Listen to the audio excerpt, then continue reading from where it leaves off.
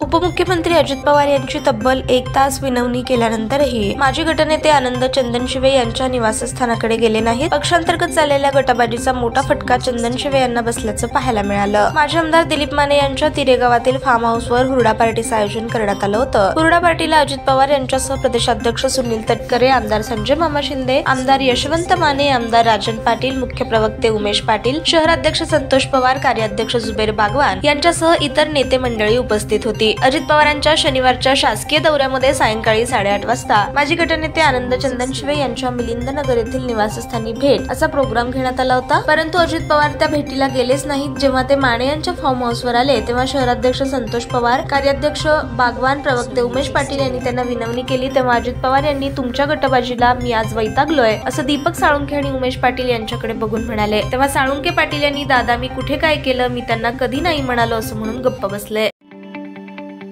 ताज्या बातम्या पाहण्यासाठी प्राईम महाराष्ट्र न्यूज चॅनलला सबस्क्राईब करा।